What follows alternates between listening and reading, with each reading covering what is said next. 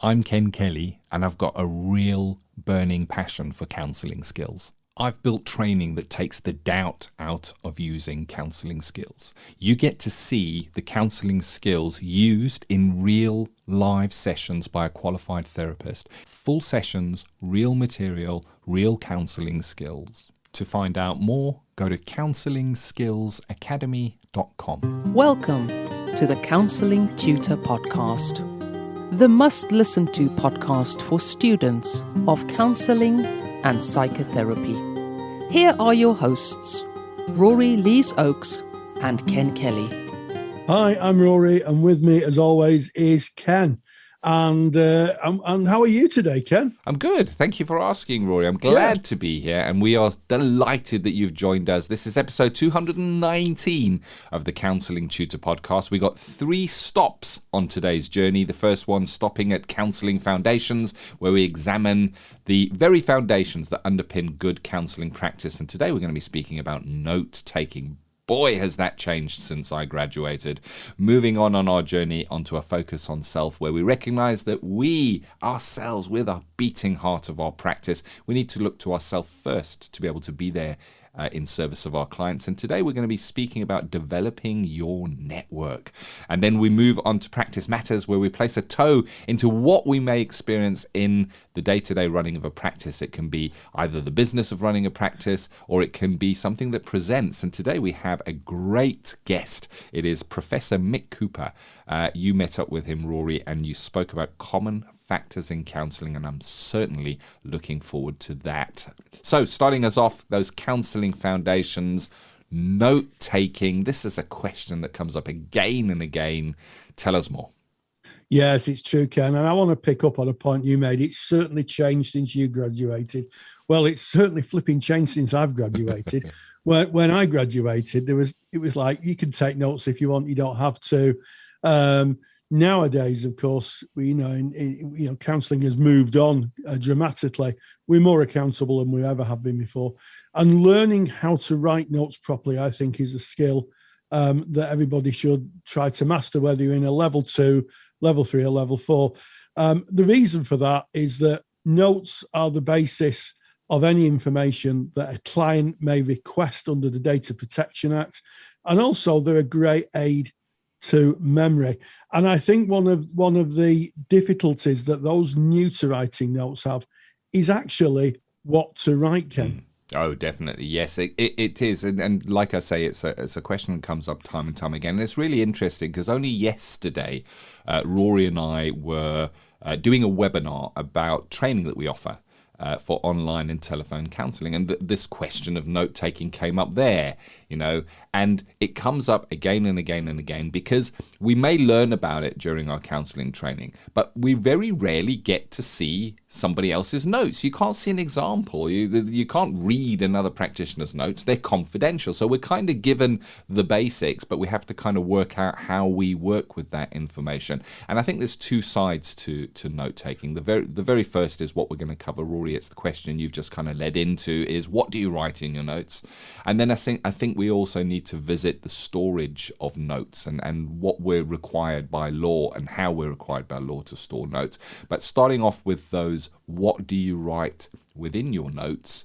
What's your thoughts? Well, yes. Well, my thoughts are that we write factual information. So when we're thinking of notes, we need to think that our notes might be read by other people. And who are those other people? Well, first of all, the clients. Under the Data Protection Act, the client has the right to access their records, and within their records would be their clinical notes. So when you're writing anything down, be mindful that the client can access them and look at your clinical notes. The other people who can access your clinical notes, and I'm talking in the UK here, it might be different if you live in a different region of the world, is a coroner. So sadly, in cases where maybe a client has decided to take their own life and they've been in counselling, coroner will almost certainly ask for the clinical notes of the counsellor. And then finally, a court with a court order. So generally speaking, well, not generally, it's absolute fact, the police cannot request they can request your notes, and you have the right to refuse What is probably more useful in cases like that, and to help our colleagues in the police out, is to ask our colleagues in the police to contact the client and let the client request them, and they can pass them on.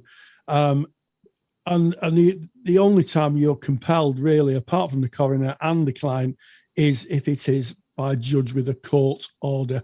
So if you're having your notes sequestered by the police, just politely ask our colleagues in the police to contact the client and let the client ask for them, and you can give them to the client and they can give them to the police. And I'd like to say a final thing about note taking, and one we've not really covered, is when do you take them? And I look back quite fondly when I was training therapists, and I would see people in kind of mock counselling sessions with an A4 pad and a pen, literally writing down everything the person said word for word. Your note should be taken after the fact. So when the client's gone, you should put some time and just write very, very briefly what the themes of the session were. Client told me they felt depressed. Client told me they were sad because of a divorce or a separation. And just put those in. And that's all you need, but you mustn't put your own interpretation. As soon as you start writing, I think you could get yourself into some difficulty if you ever had your notes sequestered. Yeah. So, I mean, that's a really nice, concise, I guess, bullet of everything that is regarding note-taking.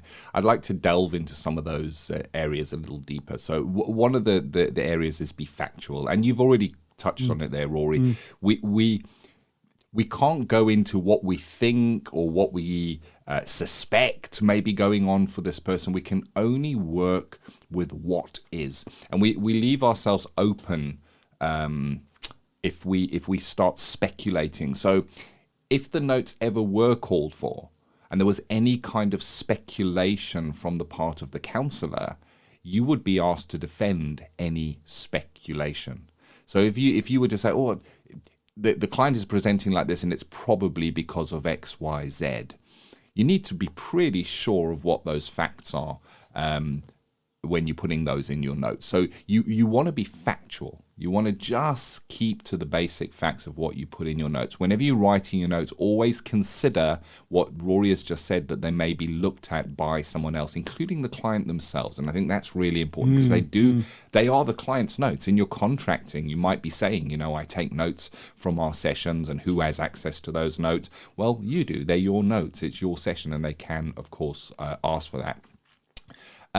Rory, also you touched on accurately reflecting the client's narrative, and you very wisely said the client said X, Y, Z. The client said they felt X, Y, Z. So we can use quotes from the client of where the client has directly said something to us. We can put that in. We can say the client has mentioned this, because it's no longer speculation. It is what is coming from that client. And then another thing that we would put in notes is any actions that we might take. So let's say, for instance, we have a session with a client. The client presents with something where we need to maybe refer them or write a referral letter. We would put that into our notes. And anything that kind of rocks the session, anything where you feel there might be a risk to the person, to somebody else, even if it's just a suspicion, we might go to our notes and just make a note of that. We want to be noting any kind of risks that we may pick up there, and any kind of professional actions that we might take in the note taking. Absolutely, and I think it speaks to being granular, which is a term for being very detailed. So if you have to do a referral, you would put in the dates who you referred to. You might want to be thoughtful of recording any comments made by the referrer, because that becomes their data. So if you say Dr. Smith said or Dr. Khan said, and quoted Dr. Khan, then actually you're quoting their data. So you could put in, I spoke with the doctor, and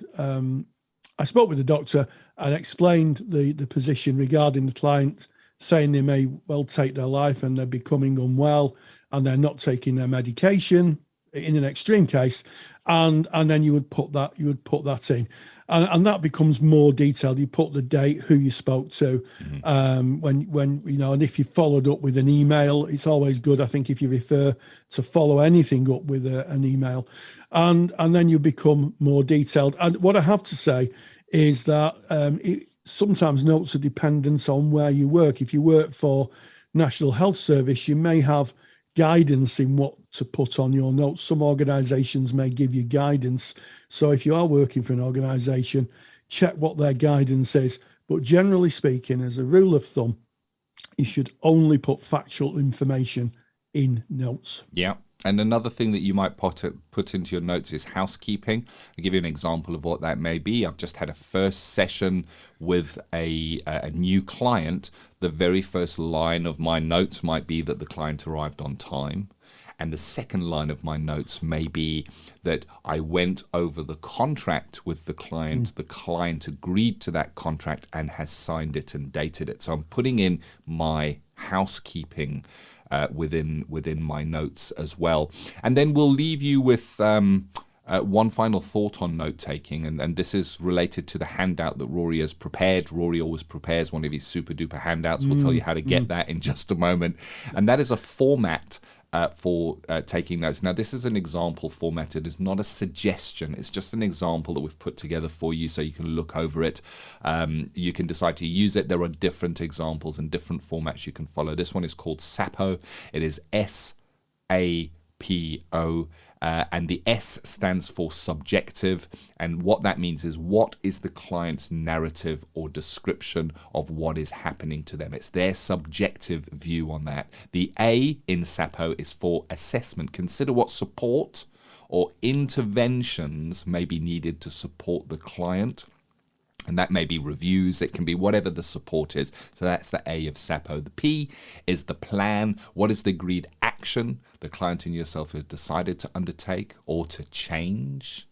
So that is the P. And then O of SAPO is other. Any other discussions such as referrals or conversations with other professionals. And that is just a model, I guess, of keeping notes, SAPO. And that's available in the handout. If you want the handout, go to counsellingtutor.com, click in the top menu bar on the podcast tab, find your way to episode 219, that's today's episode. Right there on that page, you can download the overview of note-taking that Rory has prepared for you. Wow. Any final thoughts on notes, Rory, before we put a full stop? Yes, well, just finally, maybe this is for a different podcast, make sure that if you do take notes, you keep them secure. If you write them and print them, put them in a locked filing cabinet. And of course, by the very action of writing them, if you're writing them with a pen, then no further action. You just need to keep them secure. If you're writing them on a computer and storing them on a computer, then you need to think very carefully about where those notes are secured, who has access to your computer, and where you put them. My view would be if you're not using a note-taking app, a secure note-taking app, would be to put them onto a pen drive, load them onto a pen drive, or a thumb drive, as it's sometimes called, and then put that in a locked filing cabinet. I think that's probably the most secure route. But you need to think about security of clients' notes, because no one would want their notes releasing without their authorization, and that could be quite a career ender, I think, for a therapist. Yeah. It could certainly lead to a complaint, and it's so tricky, these days computers are hacked, computers are stolen. I mean, you can have your computer stolen if all your notes are on your hard drive and your laptop goes missing, that's it, they're gone.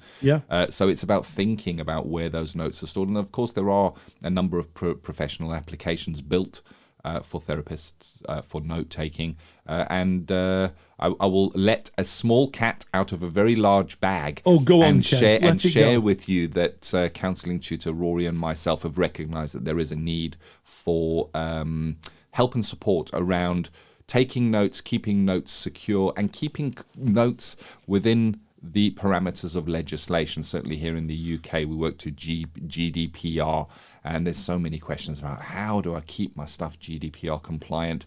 And we have, over the last year, been building out a application. It's going to be called Therapy Lock, watch this space. We will share more information about it. We will be sharing how Therapy Lock can keep your notes secure, stored on a cloud server that can't be stolen or hacked, and they are encrypted. The only person who can see them is you when you log in with a very secure password, but we'll share more about that. Don't forget to get that handout because it's got something in you're going to love. I started by saying we don't get to see an example of notes written by someone else. Well, in the example that we have today in the handout, the note-taking handout, there's actually an example. Rory's taken some time to write out some basic notes so you can see a format of note-taking. So that's counsellingtutor.com, podcast tab, episode 219. Go and get that handout on note-taking. Full stop. Moving on from our foundations in counselling onto focus on self, where we're speaking today about developing your network. I think today more than ever, Rory, networks are becoming more and more important. Oh, you're absolutely right, Ken. And, there's no better network, I don't think, than our Facebook group. To plug for our Facebook group, if you go to Facebook, type in Counselling Tutor, you'll find our group. We've got thousands and thousands and thousands of like-minded people studying counselling, some qualified practitioners, tutors, supervisors, all talking about the world of counselling and psychotherapy. And I know from some of the very rich conversations that appear in that thread that there's some really good networking going on, facilitated by our caring and just wonderful administration team. So pop yourself in there, first of all, and you'll be able to start networking. But networking is really, really important. I had a question the other day. I was writing a lecture, and I had a question the other day, and I thought, I can't answer that. And I got my phone out, and I went through my speed dial, and I found at least 3 people who were therapists, who are in my wider network, who could answer the question. And I think it's so important that we have a network of people, because as you kind of mature and season into the work, there will be times when you think, I could do with a second opinion on that. I'm not sure. And you could phone someone up and just say, you don't have to be precise, but you could say, what happens if a client X, Y, and Z, what's your experience of this? Or it may be something as simple as, I need to do a referral for someone who's got a difficulty with substance misuse. Do you know of anywhere? And I think that's especially useful for those who are working online, because, of course, if you're working online, you may be working out of your geographical area. Mm-hmm. So having a network of therapists who sometimes becomes friends, I think is super, super important, Ken. It is. And what's interesting is you can actually log a chat with a peer about maybe a client presentation or an element of running your practice as CPD.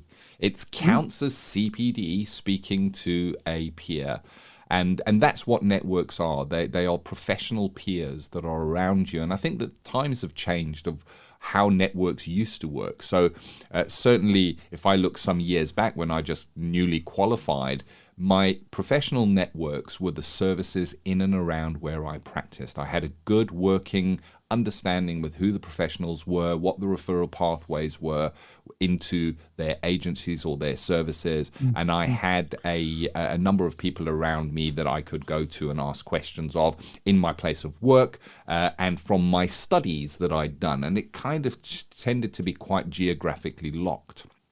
Then, of course, as I went on and progressed and did further training and did CPD and specialisms, I found that I was going a little further afield and meeting other professionals who were undertaking the same training. And there again, I was able to extend my network. But I found that my network absolutely blossomed when I started looking to the online uptake, I guess, of our profession, online uptake and delivery of counselling, but also online uptake of training and the improvement in how training is delivered online.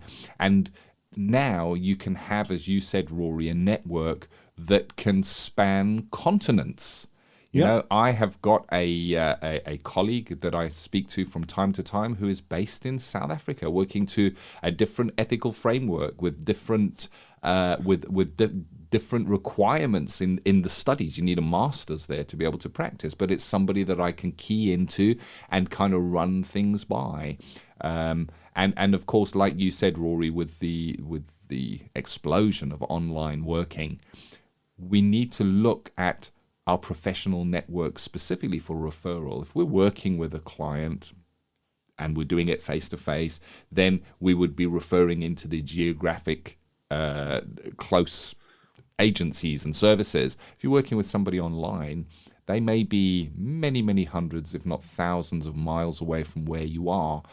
You might not have an understanding of what are the services in and around them. So it's about putting together, I guess, a digital referral list, really. So that's changed. I mean, I would never have thought of having a digital referral black book list, Rory, when I graduated from my studies. Yeah, absolutely. And I think there's another aspect that we, as online therapists or therapists who work online, we need to keep a very, very keen eye on. And that is the rapid change and development of technologies. So part of having a wider network, certainly in a specialized field like online and telephone counseling, is they can alert you to any changes in software, any new software platforms, any particular difficulties client may have accessing software. Because, you know, let's be honest, if you're working in a room, it's usually 2 chairs, a table, and a lamp stand. And I know lots of people's therapy rooms are quite different, but those are the basics of it. Online, we're at the mercy of technology and equipment, and those change rapidly. And in terms of data protection, platforms that were fine to use for client work a year ago may not be fine now. We need to keep up with that, and there will be colleagues who have that kind of tech savvy background. So the importance of networking is never more important now. As testament to our podcast, we're recording our podcast 40 miles apart, aren't we, Ken? Yeah, indeed. And it's interesting, we were speaking about online networking, and there are, of course, very dedicated apps like LinkedIn is meant to be for online networking. However, I think when you're looking at things like LinkedIn, where you have a public profile which is outward facing, we need to be really careful of the discussions that we hold in a place like that, where we're out in the public domain. The same is true of Facebook. And Rory started by saying, hey, come and meet tens of thousands of like-minded travelers on this road of counselling and psychotherapy in our Facebook group. And it's a really strong Facebook group, but we have very clear guidelines within that community that we don't ask for advice and that we don't share clients' journeys. And again, because it is a publicly facing area. And I can let another cat out of another bag and share with you. How many cats have you got? I've got lots of cats in these bags, Rory. We've recognised that networking is important, that the technology is changing, and we are in the process of building out, and we're actually testing right now a networking community platform that we hope to bring to light at a very, very low cost. And I'm talking cup of coffee type cost, that will be private, that will be away from the algorithms of the big companies, privately hosted community platform. And more information on that in real time, probably April 2022. So if you're listening to this past that date, it probably already exists. Go to counsellingtutor.com and have a look. And if you're listening in real time, then it's still to come. But that's something to look for, because we recognize, we listen to you and you're talking about these things. We listen to you in our Facebook group, and then we have the discussions that seem important and seem relevant at the time. Yeah. And digital networking is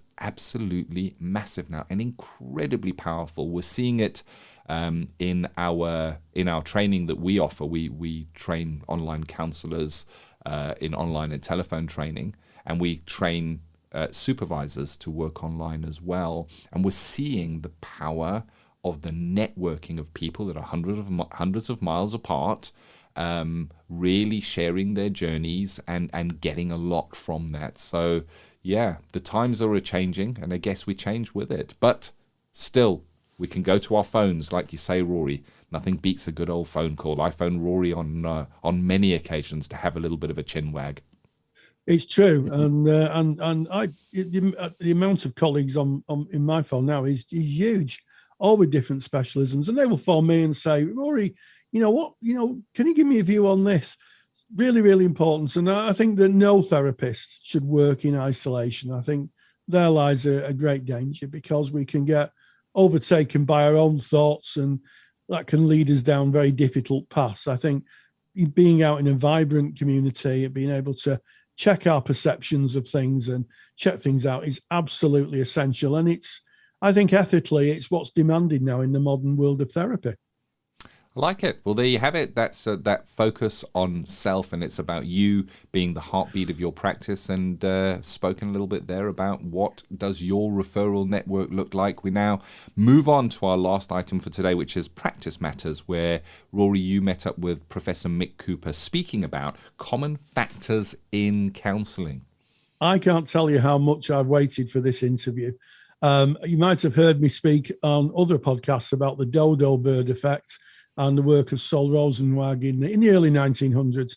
And I caught up with Mick Cooper, who talked about common factors. He did some work with John Norcross in the University of Philadelphia. And this has been something that's been known for years, that actually the modality of the therapy is only a small part of the successful therapeutic outcome for clients. And I met up with Mick Cooper, and he laid it all down and explained his and John Norcross's research. And this is what he had to say. Practice matters. And I'm joined by Professor Mick Cooper, who's very kindly joined us today to talk about common factors in counselling and psychotherapy. So, Mick, thank you very, very much. You're welcome. It's lovely to see you again, Rory. Yeah, it's lovely to see you. And I'm really interested on the work that you've been doing around something called common factors. What is common factors? Well, common factors is the idea that there are certain ingredients in therapy that are the effective ones, the ones that taste good, so to speak, and that it doesn't really matter which approach you take, whether it's psychodynamics, humanistic, CBT, but these common ingredients are the ones that really bring about positive change. And I guess implicit in that is the idea that we should worry less about the particular model that we're using and more about these specific ingredients of change. And the one that is most commonly talked about is the relationship factors. So if you're from a person-centered background, of course, empathy, congruence, unconditional positive regard. But in the wider literature also, there's a lot of work around the alliance and the importance of a strong alliance, goal agreement, management of the therapist, countertransference, self-disclosure, that all these ingredients go across different therapies and are helpful, whatever the approach. In fact, although often the common factors literature focuses on the relationship, but really the most important common factor is the client, and particularly things like the client's motivation for therapy, client's engagement with therapy. So from a common factors perspective, essentially, if you've got a motivated client, and you've got a good relationship, then in many cases, what particular model you work from doesn't matter so much, because the therapy is likely to be helpful. It's those common ingredients that are the ones that are driving change. Yes, and this has come from a massive research background. This is partly influenced, I think, by John Norcross from Scranton University, who drew on some American Psychological Association research, two very, very big pieces of research done in the 2000s, if I'm correct, Mick. Yeah, absolutely. A lot of it, the work on the relationship, comes from a project that John Norcross and his colleagues have been running for over 20 years now. And what they've been doing is that they've been reviewing the evidence base for different relationship factors, like empathy, like the alliance, like goal consensus. And there's been teams of people going off, gathering all the data, and then bringing it together to make recommendations about whether these common factors are demonstrably effective, probably effective, or promising, but more research is needed. And most recently, they've also looked at the kinds of factors to which therapists should be tailoring their practice. So, for instance, preferences is an area that I've been working in, which is about the idea that clients have different preferences, and that as a therapist, as a common factor, if you can tailor it to that client's individual preference, then it's more likely to be helpful. And again, it's about bringing the research together. So the common factors approach is very well evidenced, and it really, in many ways, begins with the evidence of what's called the dodo bird verdict, which I'm sure you know, Rory, which is that when people do trials comparing different kinds of therapy, generally they all do about the same. And because they all do about the same, whether it's psychodynamic against CBT or person-centered against psychodynamic, that's where people have started to say, well, maybe it's the common factors in therapy that are important rather than the very model-specific factors. So that was the work you're alluding to, the work of Sol Rosenwag in the 1800s. So this isn't a new idea at all. Is it the 1800s? I don't think it was the 1800s. I don't think it goes back quite that. Probably not. I think Rosenwag was the 1930s. Oh, maybe I'm thinking of when he was born. He tried to slide out of that one nicely. But it does certainly. It's not certainly a new idea. My interest is when you're talking about client preferences, how might that look like in the therapy room? So when we're talking about a client's preference, how would we assess the client's preference? Well, John Norcross and I have just written a book about personalising psychotherapy and assessing and accommodating client preferences, patient preferences. And we've also released some videos recently about how you can, ideas for assessing patient preferences. And there's a number of points that we make really about doing it in a fairly gentle way, not overdoing it, not spending loads of time on it unless a client has a lot to talk about. You can ask questions like, do you have any sense of what you'd really like in this therapy, what you wouldn't like? Some clients, if clients say things like, well, I don't really know, that's when you wouldn't kind of keep on at it. You would just kind of move on and start trying things. Asking clients about what's been helpful in previous therapies is often a very good way in because, not every client's been in previous therapy, but often clients have.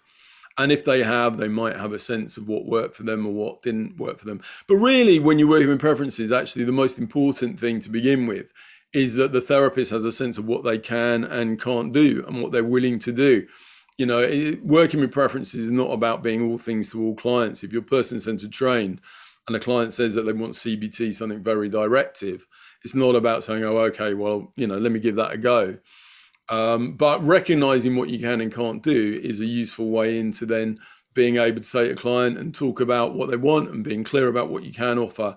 And if necessary, helping the client find alternative sources of support.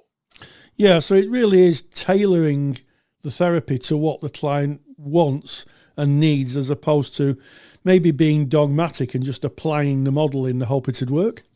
Yeah, absolutely. That's the basis of our pluralistic approach, really. But it's tailoring to the client within the bounds of what the therapist can offer, and not going beyond what we're trained in and what we're willing to offer. But really, whether we're person-centered, psychodynamic, whatever our approach, we always have a certain scope of practice. We can be a bit more leading, a bit less leading, ask more questions, ask less questions, be more self-disclosing, less. So there's always ways that we can and do vary our practice. And working with preferences is about also understanding from clients what they might like. And, as I say, some clients don't know, some clients don't feel able to ask. And it's not about pushing it, but it's about providing a space in which if clients do have preferences, they can articulate them. Yeah, and I can remember from my own practice, I can remember having a client say to me, my former therapist sat in silence for so long I didn't know I was in therapy. And one of my therapists just kept telling me what to do.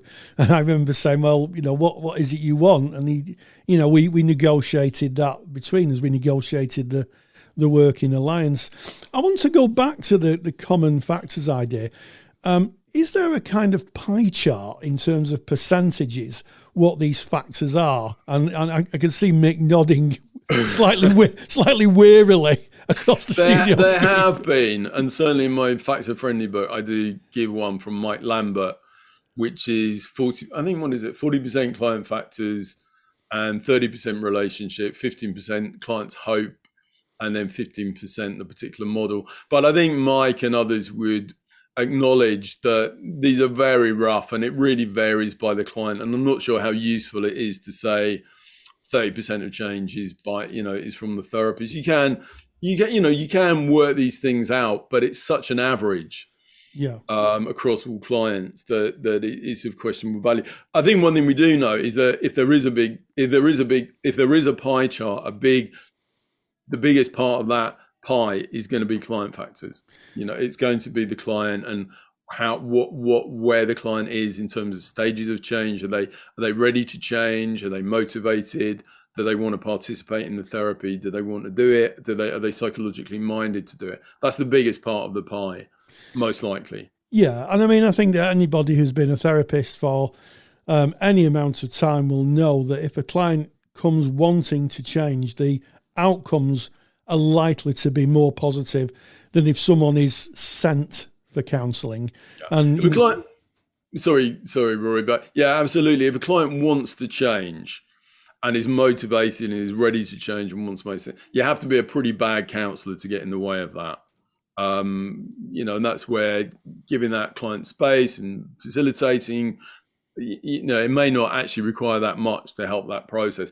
But equally, as you say, if you've got a client who doesn't want to be there, who's reluctant, then it's often very difficult for them to change. And I think that's important for particularly trainee counsellors who often feel that they have to get somebody from the start of their therapeutic journey to the end.